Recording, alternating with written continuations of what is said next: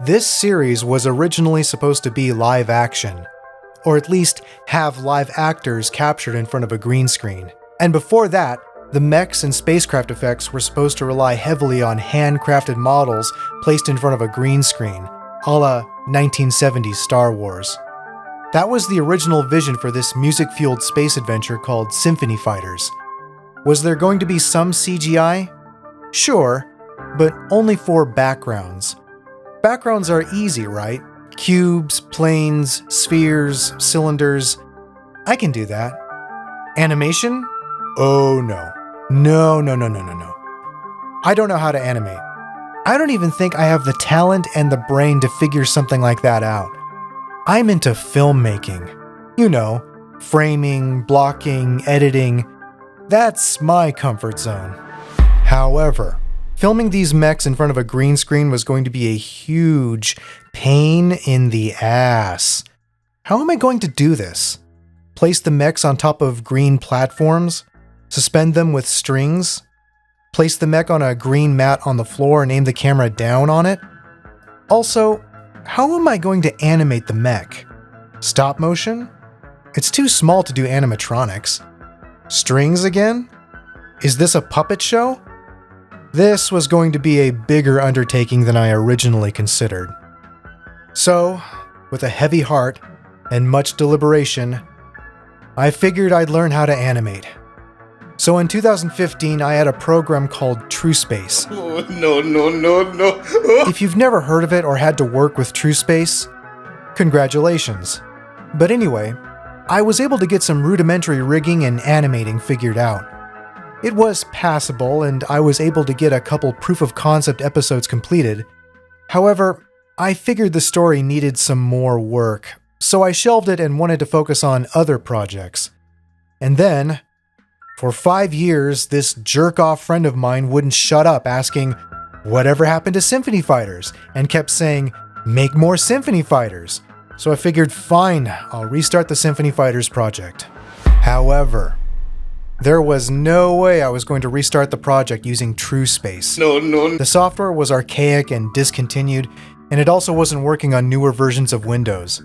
Oh yeah, I had to make this in Windows. Let me die in peace. The best alternative I could find to restart the project was Blender. It was free, and the culture of tips and how-tos seemed positive. So, with a heavy heart and much deliberation, I decided to learn Blender. Thankfully, it wasn't too painful.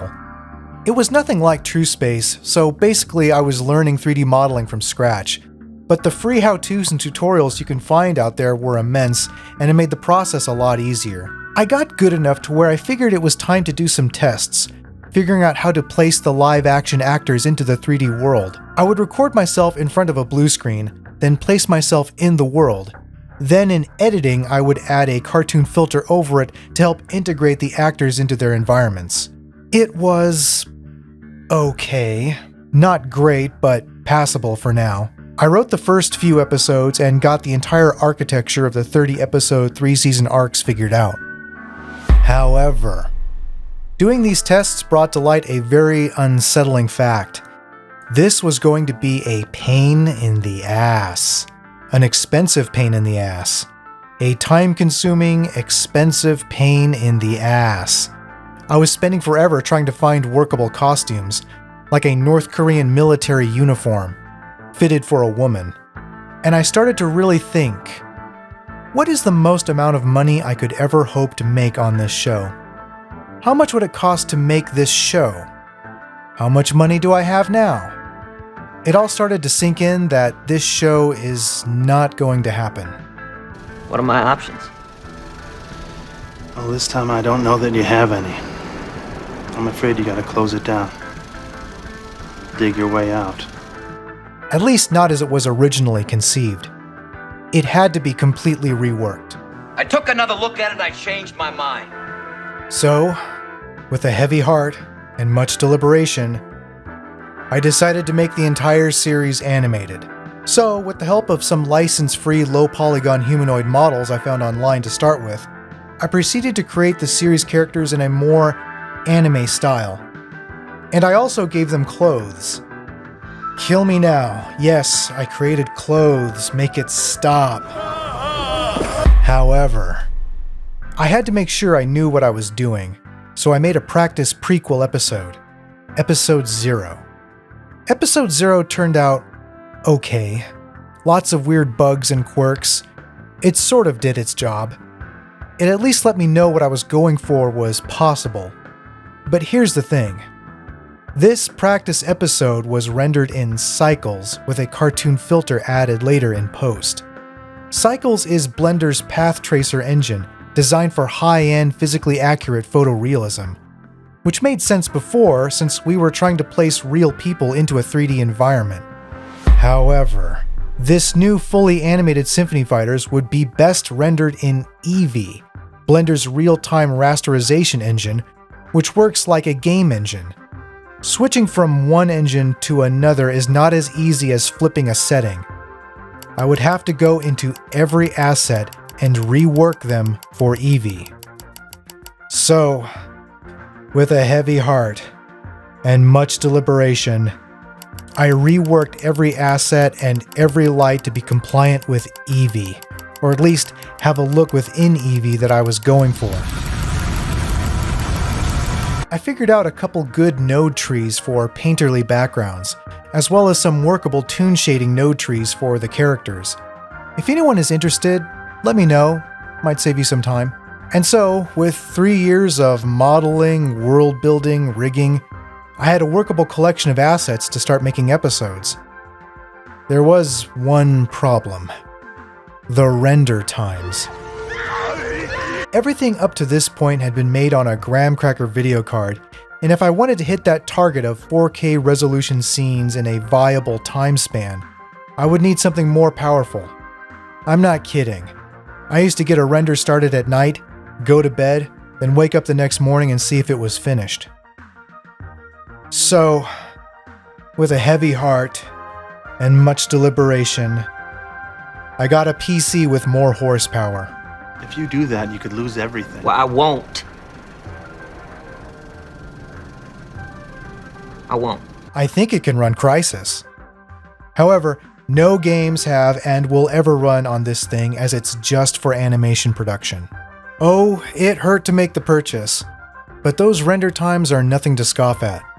Now if I need to make a quick fix, I can just do that without the immense sense of dread at how much time will be lost. I spend more time animating than rendering now, which is crazy.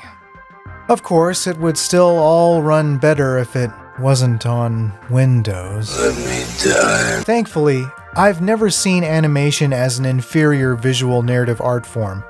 Both live action and animation have their strengths and weaknesses, depending on what you're going for.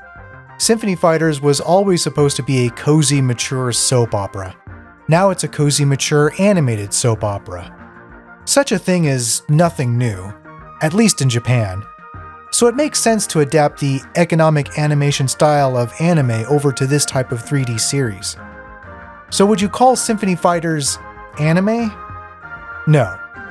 Sure, technically everything that's animated is anime since the word in Japanese means animated, but here in the West, anime is understood as a category we use for Japanese animation, specifically 2D hand-drawn animation, and it would be a disrespect to anime to encroach in calling ourselves anime.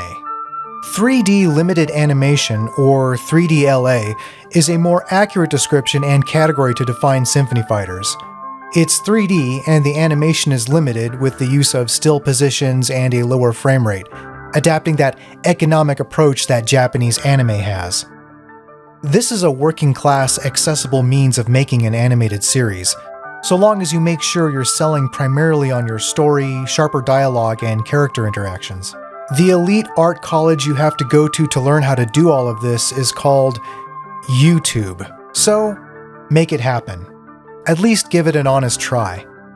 3D limited animation is a newer concept, and as time goes on, it's becoming a more viable art form.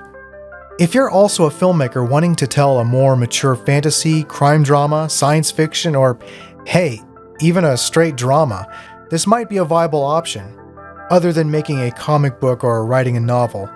If, like in my case, the budget just wasn't there for the high cost of a live-action production, explore the 3D limited animation route.